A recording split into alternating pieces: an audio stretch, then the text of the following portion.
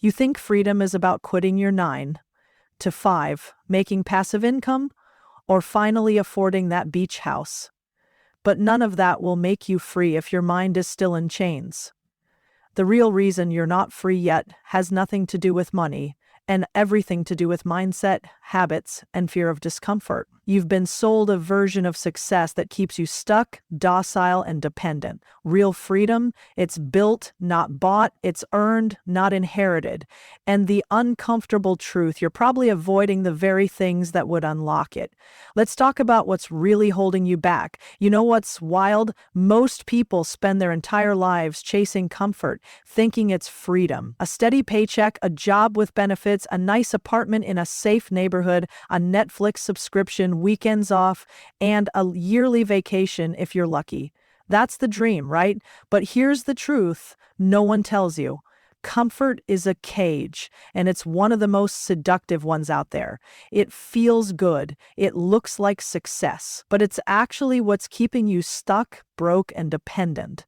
See, we were conditioned to seek comfort at all costs. From school to the workplace, everything is designed to train you into a routine that minimizes risk, maximizes stability, and keeps you from asking the real questions. And when you don't question it, you settle into a rhythm that doesn't stretch you. You stop growing, you stop pushing, you stop building, you become reactive, not proactive. And that's when freedom slips out of reach, not because you're incapable, but because you've made the mistake of confusing being SFE with being SFRNE. Most people think the enemy is failure. Nope, it's comfort. Comfort makes you lazy, passive, and compliant. It whispers, why bother? When you're about to take a leap, it keeps you scrolling instead of building. It convinces you that tomorrow is a better time to start.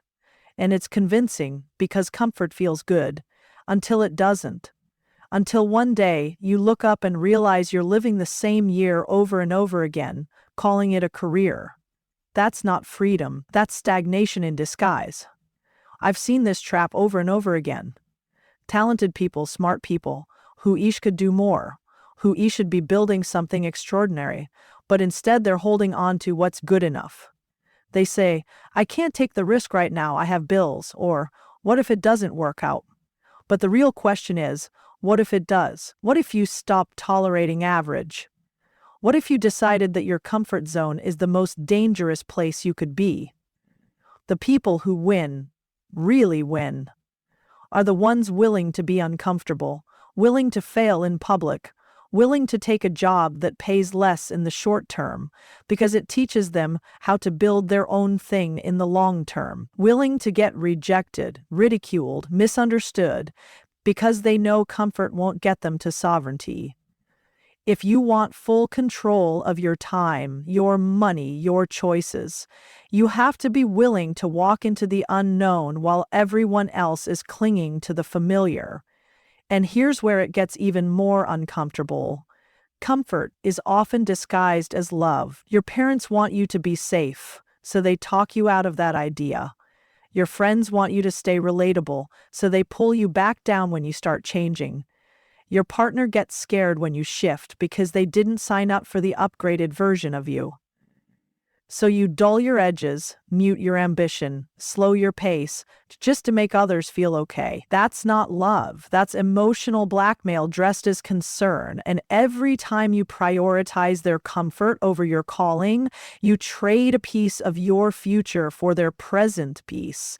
The truth is, most people would rather be comfortable in a cage than uncomfortable in pursuit of freedom. And if that's the choice you're making, be honest about it. But if you do want freedom, you have to be willing to get uncomfortable, financially, emotionally, socially. Because freedom isn't a finish line, it's a daily decision. One that starts when you finally stop choosing the easy path and start choosing the one that costs more up front, but pays dividends forever. That's the difference between people who have freedom and people who fantasize about it. Here's the brutal truth. If you're still trading your time for money, you are not free. You might think you're on your way because the paycheck lands every 2 weeks, the benefits are decent, and maybe there's even a little left over after bills. But that comfort zone, it's actually a financial leash, cleverly disguised as stability. Because the moment your time stops, so does your income. Miss a week of work, get sick, lose your job, and the whole thing crumbles. That's not freedom. That's fragility. It's dependence, and it keeps you trapped in a system that was never designed to set you free, only to keep you useful. The system needs you tired, busy, and too distracted to question it. That's why it rewards you for showing up on time, working overtime, and following the rules. But you don't build wealth or freedom by following rules made by people who profit from your obedience. You build it by understanding leverage. Time is linear. Money isn't. And the people who understand that are the ones who eventually stop working for money and make money work for them. Let's be real. Every wealthy person you admire has figured out how to uncouple their time from their income. They own things. They don't just work for a salary. They invest in equity, build businesses, buy assets that cash flow while they sleep. It's not a mystery and it's not magic. It's math. You could make 1/3 and 300s a year at a high-level job and still be a slave to your calendar. You still have to show up, answer emails, hop on calls. That's not leverage. That's a golden cage. So ask yourself, what happens if you stop working tomorrow? If everything goes to zero the moment you stop moving, then what you have isn't a life. It's a treadmill. You're running hard but going nowhere. That's why you need to start thinking like an owner, not a worker. The path to freedom isn't found in promotions or raises. It's found in building systems, assets, and income streams that generate returns, regardless of whether you're present or not. This is where most people get it wrong. They try to save their way to freedom, pinch pennies, clip coupons, cut lattes. But you can't save your way to wealth when inflation is eating your dollars and your job is your only source of income. The game has changed. And the only people winning are the ones playing with different rules. They're buying cash-flowing assets. They're building content that lives online and earns while they sleep. They're investing in knowledge that compounds, because one good decision based on the right information can replace years of grinding. It doesn't have to be complicated. Start simple. Can you create something once that sells over and over again? Can you rent out something you already own? Can you build a digital product, automate a service, acquire a boring small business? These are all ways to earn, which shout out showing up every single day.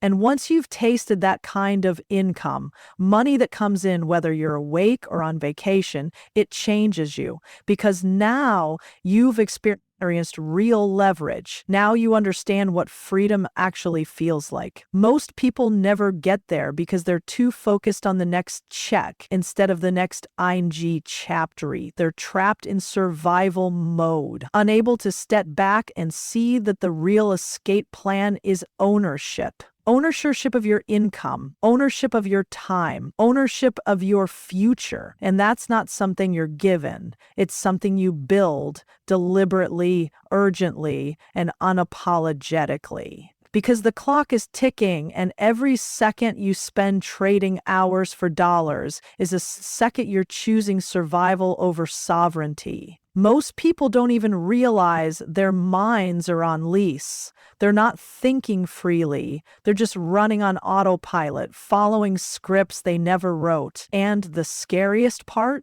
Those scripts are usually written by people who benefit from you staying exactly where you are. Your beliefs about money, success, work, and even your own worth were handed to you, often before you were old enough to question them. You inherited a mindset built for survival, not for freedom. And unless you pause and challenge those beliefs, you'll keep living the same story, no matter how hard you try to change the outcome. Think about it. How many times have you heard that money is the root of all evil? That talking about wealth is tacky or selfish? That wanting more is greedy? Those aren't truths, they're programming. They were embedded in you through school, media, and probably even well-meaning people in your life. But let's get real. When was the last time a truly free person told you to settle, stay small, or stop asking questions? Never. That message only ever comes from those who aren't free themselves, or worse, from those who profit when you're not. Here's the trick the system plays. It convinces you that your current way of thinking is your own. But if you've never questioned it, never held it up to the light and asked, who benefits if I believe this? Then it's not yours, you're just renting it. And rented mindsets will never lead to owned lives. So you have to ask yourself, what beliefs are you still carrying that aren't serving you? Do you believe that your value is tied to your job title, that you need permission to pivot careers, that it's too late to start over, that investing is only for rich people? Every one of those beliefs is a chain, and the only way to break it is by replacing it with truth and action. Most people are walking around with beliefs they didn't choose, and what's worse, they defend those beliefs like they're sacred. But defending your limitations just guarantees you get to keep them. You can't fight for your excuses and your freedom at the same time. You have to choose one. Rewiring your thinking isn't a one-time thing either. It's daily work. It means paying attention to your language. Every time you say, I can't, I'm not good with money, I don't have time, or that's just not me, you're reinforcing the very ceiling you're trying to break through. Words become beliefs, beliefs become behavior, and behavior builds or breaks your reality.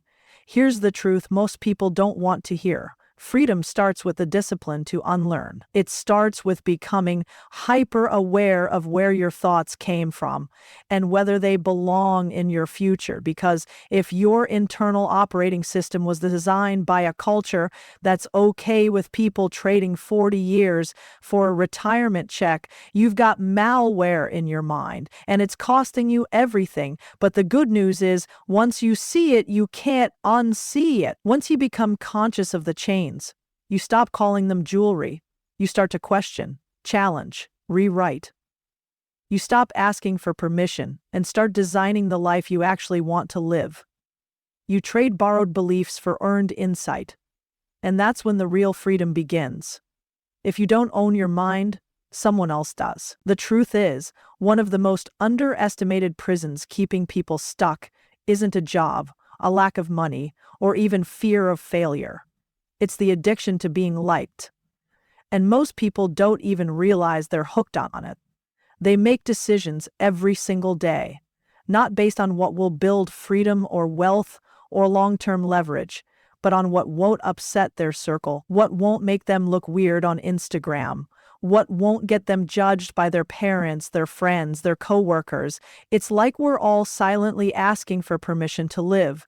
We care more about how we appear than what we actually build. Think about it. How many times have you stopped yourself from launching something, not because you thought it wouldn't work, but because you were worried about how it would be perceived? You didn't post that idea. You didn't start that YouTube channel. You didn't sell that first product, not because the idea lacked value, but because you feared someone might roll their eyes. That right there, that's the leash. That's what keeps you tame. The irony is, the people you're afraid of judging you are usually too busy worrying about their own image to even notice yours. And the ones who do criticize, they're almost never the ones doing the thing. They're the spectators in the stands, not the ones on the field bleeding for something they believe in. You're letting people who aren't even in the arena dictate whether or not you show up to play. It's madness. You cannot build freedom while prioritizing approval. Approval is a moving target. You'll shape-shift to match other people's expectations until one day you wake up and realize you have no idea who you actually are. You've been code, switching through life, changing the channel depending on who's watching, and wondering why you don't feel fulfilled. Because you were never living your script. You were performing someone else's. The dangerous part is that it feels like you're being strategic when you hold back. You tell yourself it's about timing, or polishing the idea, or doing more research. But deep down, you know it's really fear. Fear of being misunderstood, fear of ridicule, fear that someone will say, "Who do they think they are?" Well, who are you really? If you keep shrinking every time someone eyes your ambition? And look, this isn't about being reckless or ignoring feedback. It's about recognizing the cost of chronic people pleasing. Because while you're busy staying likable, someone else is out there being bold, being loud, being unshakably themselves. And yeah, some people won't like them, but they'll be free. You'll be liked but owned. You'll be respected in rooms where you never belonged in the first place, while losing time you can't buy back. The most successful, fulfilled, and free people I've met all have one thing in common. They stopped needing applause to move. They didn't wait for external validation to start. They built without permission. They acted even when it was messy, imperfect, and misunderstood. And eventually, the same people who doubted them started quoting them. You don't need more likes. You need more courage. You don't need more followers. You need more execution. You don't need more approval. You need more alignment with your own damn vision. Because the moment you stop playing for applause and start playing for impact, everything changes. And if that means a few people stop clapping, let them. You weren't building for them anyway. Most people don't even realize they're doing it, but they're trapped in a loop of constant consumption. Scroll, watch, like, repeat. Every free moment is filled with someone else's thoughts, someone else's ideas, someone else's wins. We binge content, podcasts, reels, books, but then we do nothing with it. We become intellectual hoarders. And the truth is, consuming feels productive. It tricks your brain into believing you're making moves, when in reality, you're just collecting information and delaying action. It's comfortable to sit back and nod along to a motivational video or another thread on how someone scaled their business to 7 figures in 7 months. But none of that moves the needle unless you shift gears from consumption to creation. You see, every time you consume without creating, you reinforce passivity. You stay in spectator mode. You remain on the sidelines of your own life, watching others play the game and win. And sure, there's a time to learn, but learning without implementation is just disguised procrastination. It's safe, it's easy, it gives you the dopamine hit of progress without any of the pressure of producing results. But if you want freedom, real freedom, you have to switch roles. You need to become the one who builds, writes, speaks, records, invests, shares, teaches. You must become the source, not just the sponge, because creators shape the world, creators own the leverage, and creators get paid, not just in money, but in influence, control, time, and autonomy. Consumers, on the other hand, they pay in time, in attention, in freedom. If you spend more time watching content than acting on it, you're making someone else rich. You're helping build their empire while yours remains a blueprint in your head. Now, here's where it gets uncomfortable. If you're honest with yourself, you'll probably realize that part of you is scared to create, because creating means being seen. It means risking judgment. It means putting your name behind something and saying, "This is mine." That's vulnerable. It's exposing. But it's also where the growth lives.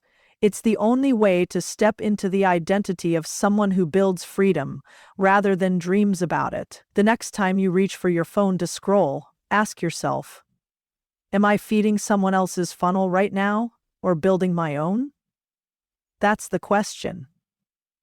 Because behind every viral video, every clever reel, every carousels of quotes, is someone collecting data, building a brand, generating revenue, growing leverage. And if you're always on the receiving end of that loop, you're the product, not the producer.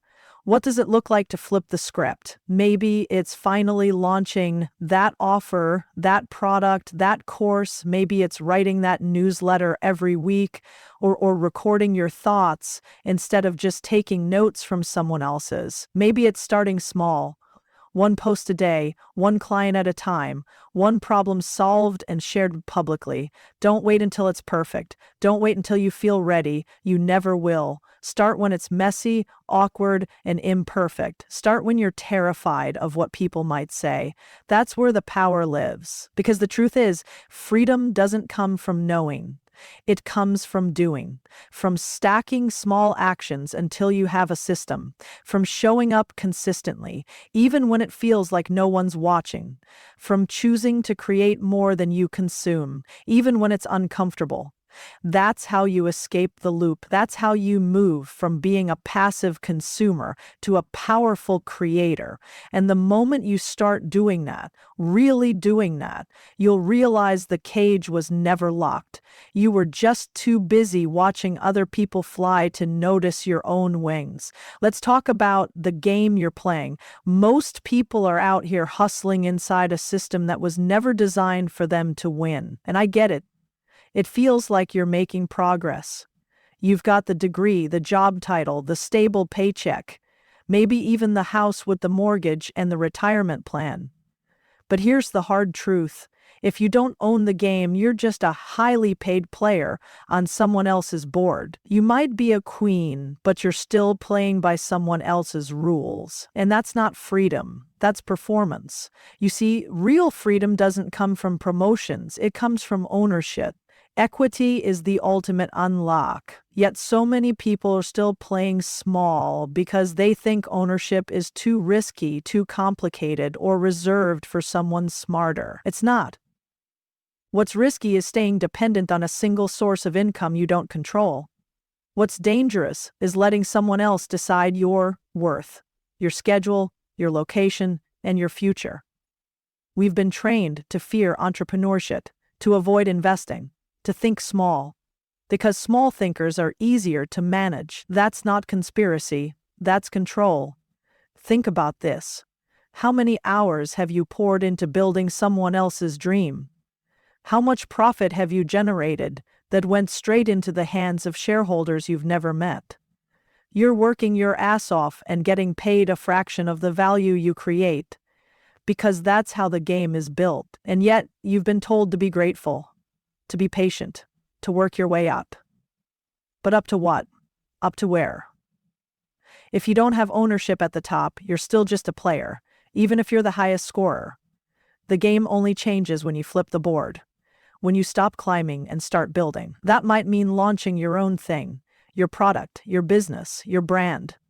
It might mean buying into existing systems that print cash without trading time, real estate, royalties, revenue, generating assets. It definitely means taking risks, but they're calculated risks.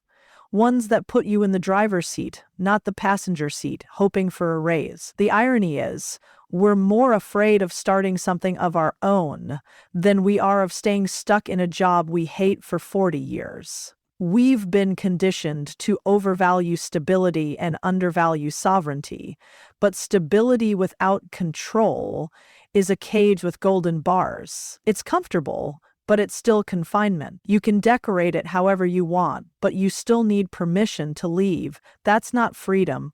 That's dependence with benefits. Here's the shift. You need to start thinking like an owner, not just in your work, but in your mindset, your time, your decisions.